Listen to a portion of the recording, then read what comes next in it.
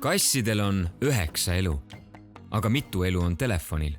Kui nutiseadet testida, katkised jupid välja vahetada, iluvead parandada ja uus omanik leida, võib neid elusid olla lausa 3 või 4. Foxway on elektroonika ringmajandusega tegelev ettevõte.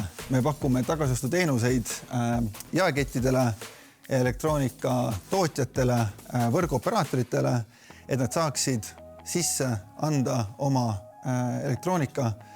Meie toome selle siia Tartusse.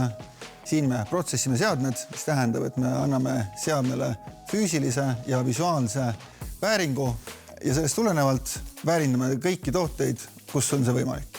Inimesed tekitavad aastas üle 60 miljoni tonni elektroonikajäätmeid. See on sama palju, kui kaalub 2 miljonit kaupa täis rekkat. Kui need rekkad kõik üksteise järel pargiks, teeks see autorong maakerale 3 tiiru peale. Ja ainult umbes veerand kogu sellest massist läheb taaskasutusse. Elektroonika taaskasutamine on seepärast oluline, et tegelik seadmete eluiga, näiteks mobiilide puhul, on orienteeruvalt 10 aastat. Aga üldjuhul inimesed siiski eelistavad vahetada seadmeid peale 2-3 aastat, mis tegelikult annabki selle võimaluse taas edasi kasutada. Me suudame vähendada mõju keskkonnale. Kõik see CO2, mis muidu paisataks uute seadmete tootmisel maailma, siis meie väldime selle teket.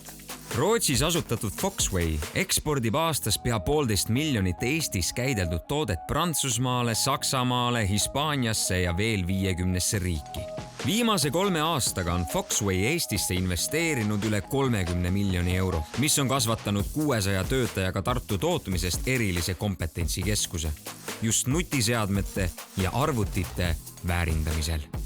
Kui võtta meie konkurente, siis kellelgi teisel ei ole 200 pluss tehnikut, kes tegeleks toodete väärindamisega. Seda, milliseid lahendusi meie pakume, see nõuab väga kõrget tehnoloogilist inseneeria ning tehnikute kompetentsi.